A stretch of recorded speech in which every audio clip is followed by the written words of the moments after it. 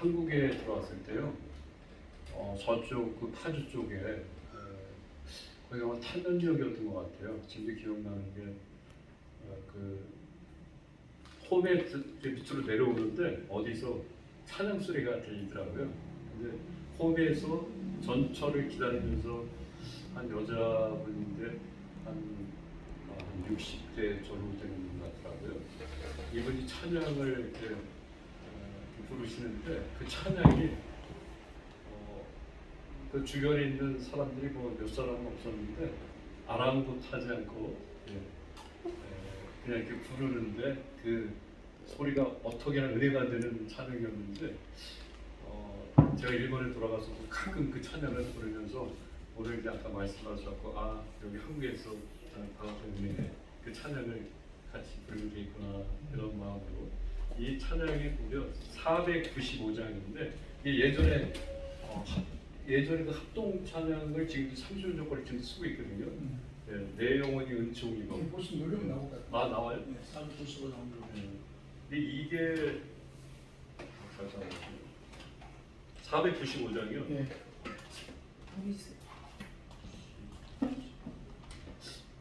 역시 안 나오네요. 그럼 이렇게 동그란 거 통합 찬송가 부르는 그냥 제가요 그냥 육성으로 찬양을 부르겠습니다. 네. 내 영혼이 은총이고 그래서 이미지가 이제 요거를 제가 일본에서 이제 예배 드릴 때마다 일본어로 찬양을 하게 됐었는데 1절을 일본어로 드리고 2, 3절을 이제 한국어로 드리겠습니다. 매음이니 미타사레 즈미오하 누기스테 구르시키 고노요모 밀쿠니토 가와리누 할렐루야 타타헤요 와가츠미 유루사레 슈도모니 아유메와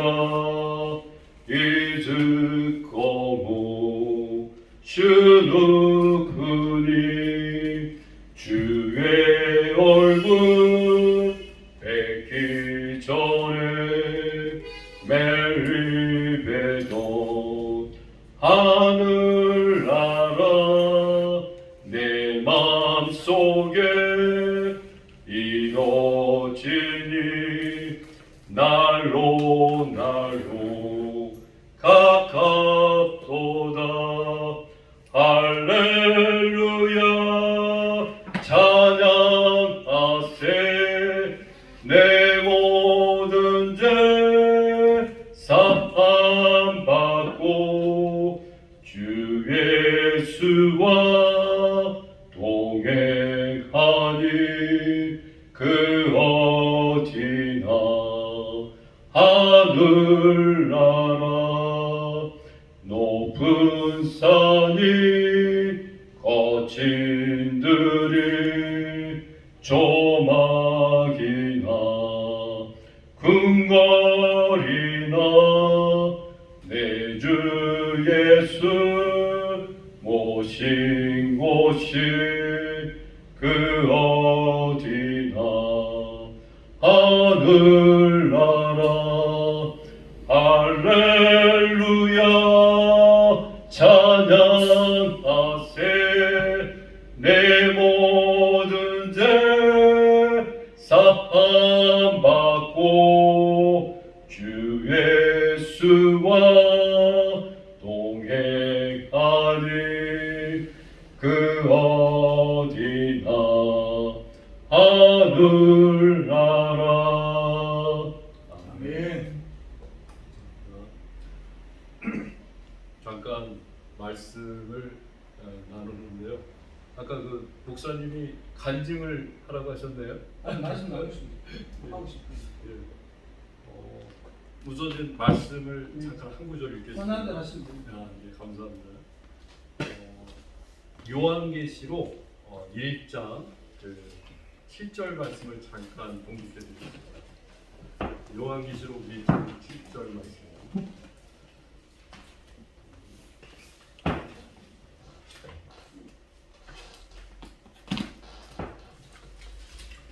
볼지어다 구름을 타고 오시리라. 각인의 눈이 그를 보겠고 그를 찌른 자들도 볼 터이요. 땅에 있는 모든 족속이 그를 인하여 애곡하리니 그러하리라. 아멘. 이 말씀은 예수님께서 이 땅에 오시는 모습을 보면서 그 애곡하고 통곡하면서 이제 그런 장면을 통해서 이제 통곡하지만 그때는 이미 늦었다. 이제 그러한 뜻으로 이제 읽으면서도 한편으로는 예수님께서 오실 때 모든 세계 인류가 본다고 말씀하시는데 이 부분이 또 마태복음이나 또 복음서에 또 기록이 되는데 그쪽 말씀도 한번 읽겠습니다. 마태복음 24장 31절 24장 30절 말씀.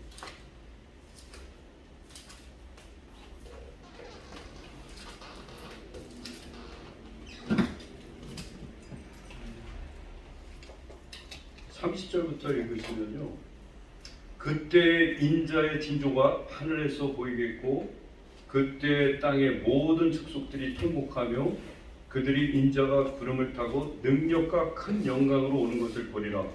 저가 큰 나팔 소리와 함께 천사들을 보내리니 저희가 그 택하신 자들을 하늘 이 끝에서 저 끝까지 사방으로 모으리라. 아멘.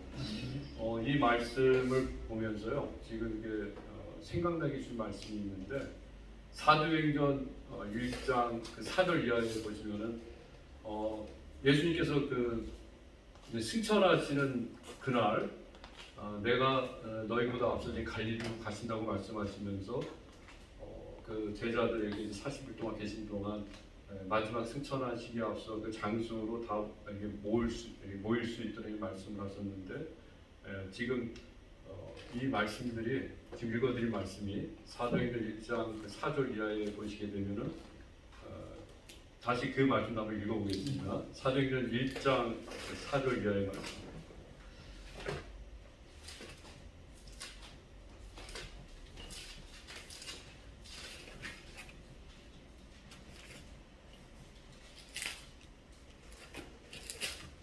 사도와 같이 모이사 저에게 분부하여 가라사대 예루살렘을 떠나지 말고 내게 들은 바 아버지의 약속하신 것을 기다리라.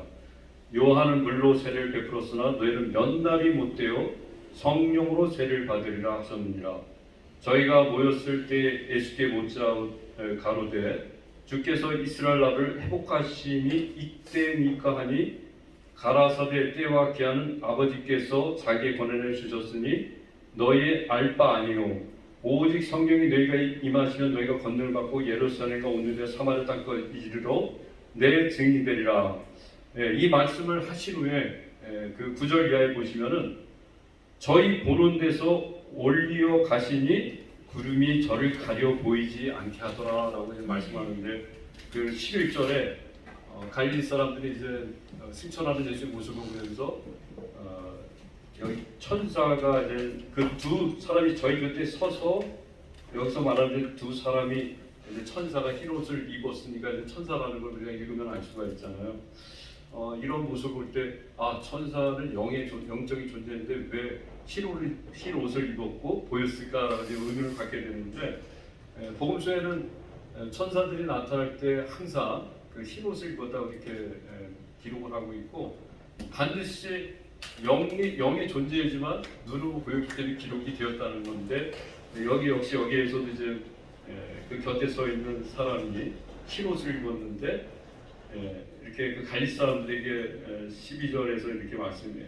11절에서 갈릴리 사람들아 어찌하여 서서 하늘을 쳐다보느냐 너희 가운데 하늘로 올라가신 이 예수는 하늘로 가심을 본 그대로 다시 오시리라 그랬어요. 저는 이제 이런 말씀들을 보면서요, 저는 이제 제가 일본에 있잖아요. 그래서 가끔 이제 한국에 올 때마다 보면은 30년 전부터 한국에서는 항상 이런 말들이 있었어요. 이제 마지막 때다.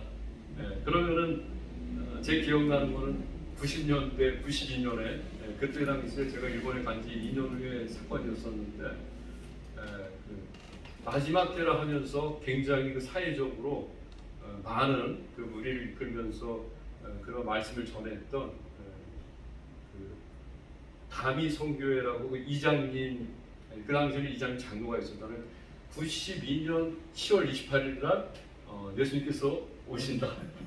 이제 그렇게 해서 한때 그 사회적으로 많은 무리가 일어나서 심지어 일본 땅에도 이제 그런 영향을 받은 목사 중에 이제 그런 제 주변에 이제 그 친구들 중에 이제 그런 목사도 있었는데 그런 걸 볼 때 한국이 이 아시아에 있어서는 그래도 가장 많이 복음이 이렇게 전국적으로 확산되면서 교회들이 많이 세워져 볼 때 한국 사회 속에서는 이제 마지막 때가 가까웠다라는 그런 말씀들이 전해지고 또 실제로 사회나 이제 국가나 이제 여러 가지 그런 현상들이 마지막 때 일어날 일들을 이렇게 많은 그런 징조들을 보면서 이 말씀대로 지금 마지막 때라고 이렇게 또 인식이 되고 또 그걸로 인해서 또 그렇게 전하다 보니까 많은 사람들이 여기 성경 말씀으로 표현한다면 미혹되고 이게 그런 미혹되는 그런 걸 볼 때 분명히 마지막 때라는 표현들을 쓰지만 결과적으로는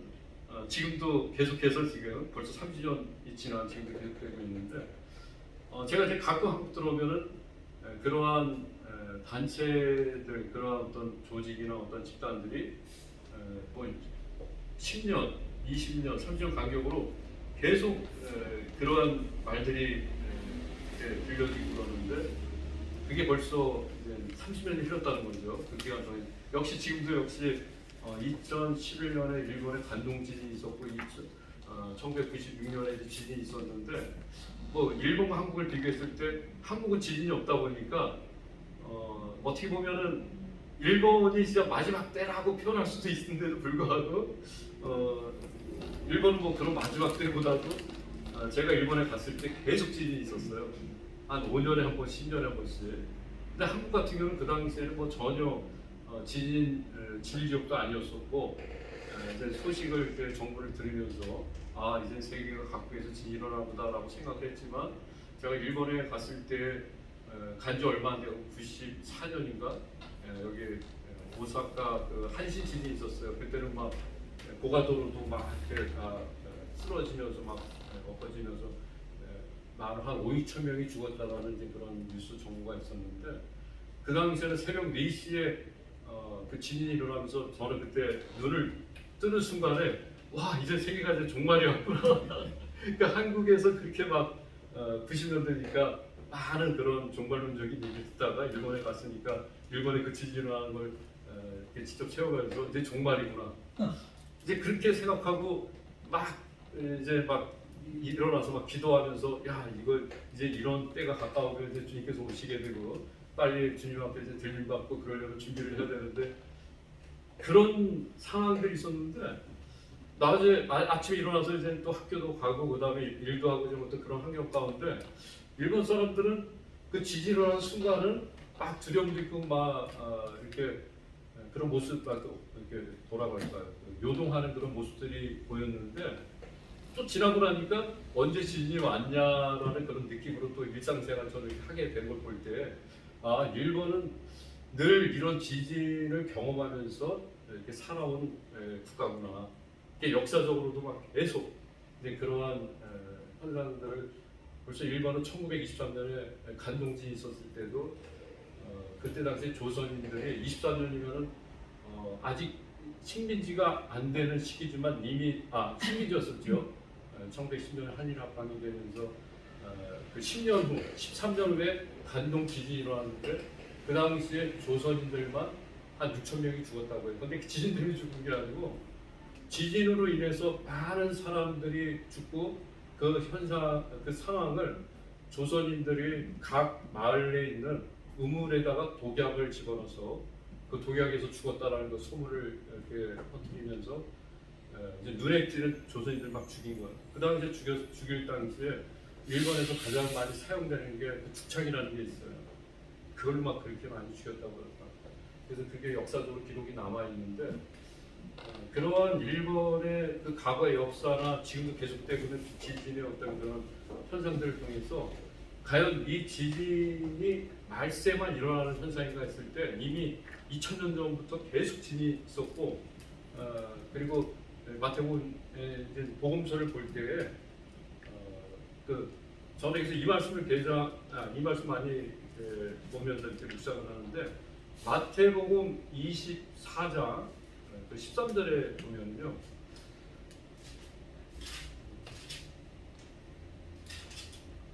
이렇게 말씀하고 있어요. 그러나 끝까지 견디는 자는 구원을 얻으리라라고 말씀하면서 이 천국 복음이 모든 민족에게 증거되기 위하여 온 세상에 전파되리니 그제야 끝이 오리라라고 말씀하잖아요.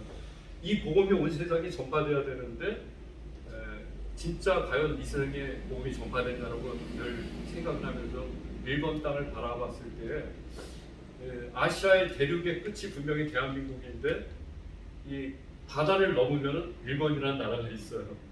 그래서 섬나라다 보니까 끝이라는 개념으로 볼 때 아시아의 끝, 대륙, 그것도 반도, 대한민국 마치 대한민국의 복음의 끝이라는 그런 인식으로 과거에 일본에 가기 전에 제가 그런 생각들이 있었는데 일본에 가서 이제 생활하면서 경험하면서 체험하는 그런 가운데 복음의 그 종착역 끝이 어딘가 일본이다라는 게 이제는 점점 느껴지는 이유가 30년 전이나 지금이나 복음이 분명히 전파될 일본 땅에 가면 갈수록 교회가 줄어들고 그 헌신자들이 줄어들고 교회가 문을 닫고 이제 그런 현상들을 보게 되고 뭐 5년 10년 막 간격으로 막 지진을 하니까 일본에 사역했던 성장들이 뭐 미국 아니면 유럽이나 아시아 저쪽 동남아로 막 다시 또 돌이켜서 이제 선교지를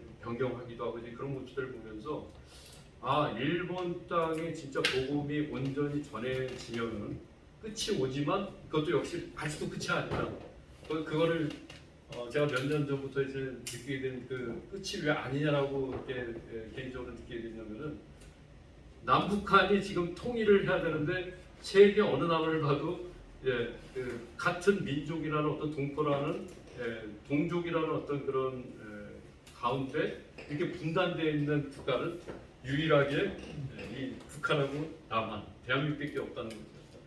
그런데 실제적으로 북한에 뭐 지하교회도 있고 뭐 지금도 지하에서 말씀 보면 기도하면서 그런 분들이 있다고 얘기는 하지만 아직까지도 북한에 하고 이제 남한을 비교해봤을 때 남한은 거의 전국적으로 교회들이만 세워져 있고 십자가 세워져 있는데 북한의 현실은 아직까지도 그러한 사회가 아니라는 걸 봤을 때 일본이 복음화가 전파될 때 가장 북한에 들어가서 전도할 수 있는 핵심들이 일본에 있는 제일 교포 중에서도 아직까지도 북한에 그 적을 두고 있는 국적을 두고 있는 지금 통계적으로 한 3만 5천여 명 정도가 있다고 그래요. 과거에는 700만이라는 제일교포들이 있었는데 그 중에 한 60, 70만 정도가 조청yon 계열의 그런 국적을 갖고 있는 사람들이었는데 그게 점점 이제 줄어들면서 3만 5천 정도의 사람들이 북한 국적을 갖고 있고 나머지 한 80, 글쎄 그 정확한 숫자는 지금 현재로서는 알 수 없지만 국적 없이 있는 그러니까 남한 국적도 아니고 북한 국적도 아닌 그런 무국적자가 또 있다고 하고 그리고 이제 남한의 국적을 둔 사람들이 하고 현재 한 5, 60만 정도가 있다고 하는데 그 5, 60만도 점점 발전되는 일본인을 기여하면서 점점 줄어드는 추세에 있긴 해요. 그러나 중요한 거는 일본의 복음이 전파되고 전국에 이제 교회가 세워졌을 때 거기에 있는 북쪽 국적을 갖고 있는 사람들이 이제는 헌신되고 말씀을 받고 이제 북한에 가면은 그때는 이제 남북한도 통일될 것이고 북한의 교회들이 세워질 거라는 그런 기도 가운데 제가 한국에 와서 이제 기도원 다니면서 이렇게 기도 가운데 주신 말씀 응답이었는데 제가 일본에 가보니까 이제 그게 현실로 오겠구나라는 걸 많이 느끼게 됐어요. 그리고 한국에 있는 목사님들이 이제 계속해서 일본에 들어오셔갖고 일본 전국에다가 이제 점점 여러 곳에 교회가 세워지고 십자가 세워지는 그런 일들이 이제 일어나고, 또 한편으로는 이런 하나님의 그 역사적인 복음의 개혁 그런 일들이 일어나는 일 중에 궁이로 리바이벌 되는 일 중에 하나는 요한계시록의 1장에 보면은 그 교회들에게 하시는 말씀인데, 그 교회 중에 그 예배소 교회라든가 일곱 교회 중에 그 너희들이 처음 사랑을 버렸기 때문에 이 촛대를 옮긴다는 말씀이 있잖아요. 그래서 저 아까 목사님 말씀 전하시면서 그 한국 교회에 대한 여러 가지 그런 모습들을 말씀을 하셨는데, 아직까지도 저는 개인적으로 아직까지도 대한민국 하나님 사랑하고 계시구나. 그렇게 사역자들과 찬양하는 분들, 뭐 동영상을 통해서든 이런 이렇게 어리 전도를 하는 모습을 통해서든, 또 일본 오신 목사님들 통해서든 아직까지 사랑하시는데, 아까 목사님 말씀하신 대로 그게 주 밑에서 점점 멀어질 경우에는 그 촛대가 일본으로 옮겨진다라는 어떤 그러한 상황 속에서 이제 일본 선교에 우리 대한민국에 있는 모든 목사님들이 적극적으로 일본에 오셔갖고 활동을 하시면서, 또 이렇게 일본의 현지에 있는 선교사들을 협력하면서 이렇게 뭐 물심양면으로 섬길 수 있는 그러한 때가 오지 않겠냐. 물론 지금도 큰 교회들을 중심으로 동경 쪽에는 뭐 온누리교회라든가 수봉교회라든가 뭐 칭송교회라든가 그 외에 이제 큰 교회들이 개별적으로 이제 세워진 교회들이 있는데, 근데 그런 교회들이 또 한인교회와 일본인 교회들과의 그 협력이 이루어지면서 협력과 설이 있다는 말씀이 있는 것처럼, 그러한 환경으로 이게 변화가 되고 됐을 때 아시아의 땅끝인 일본 이제 복음이 전파되면은 오늘 이 말씀을 통해서 말씀드리는 너희가 본 그대로 내가 오리라는 말씀이요. 그때는 이제 찌른 자들도 보면서 통곡도 하고 애곡도 하겠지만, 우리는 그런 통곡과 그런 후회스러운 모습이 아닌 진짜 오시는 주님을 영광 가운데 이렇게 바라보며, 또 바라보는 데 있어서 그 들림받는 그러한 추구라는 그 표현하고 이 땅에서 있으면서 바라보는 오시는 모습을 바라보는 게 성경에는 두 가지가 기록되어 있어서, 이 두 가지를 어떻게 우리가 이걸 말씀을 전하냐에 따라서요, 그 휴거와 이 땅에 오시는 예수의 모습이 성경에서 이거를 다르게 증거가 될 수 있는데, 제가 이제 그런 부분에 있어서 성경 말씀을 지금 우리가 전하는데, 어떤 개인의 어떤 생각을 자꾸 전하는 게 아니고 성경에 이제 기록된 말씀을 전하면서 그걸 정확하게 이제 우리가 상고하면서 증거가 되어야 될 것이고, 그런 의미에서 지금 일본에서 추진하고 있는 것 중에 하나가, 물론 이제 한국에서 지금 그게 계속 이루어져야 될 부분인데요, 인류 역사 성수학교. 그래서 이번에 이제 그런 계획들을 통해서 이제 현지에 다시 코로나 전염 긴급 관련구 기간이 지금 어떤 공식으로 끝났는데, 아직까지도 일본도 마스크를 다 끼고 다녀요. 근데 한국도 역시 그렇더라고요.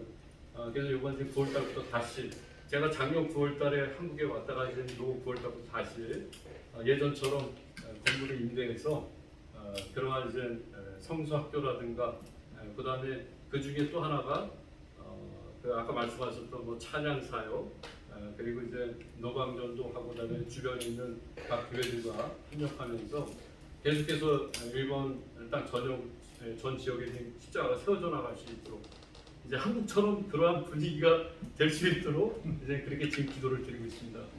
좀 얘기가 길어질 것 같아서 여기서 이제 마지막으로 말씀드리고자 하는 것은, 분명히 한국이 일본을 향한 그 사명이 요나가 니느웨 백성을 향한 그 사명과 똑같다는 게 많이 느껴져요. 그래서 일본을 하려면 그냥 뭐 다른 나라 가는 게 낫겠다. 뭐 근데 직접 다른 나라 가는 분들을 제가 그분들이 사용하는 그 선교 자금들을 이렇게 보다 보니까, 뭐 예를 들어서 미얀마라든가 네팔로 가는 분들 한 200만 원 갖고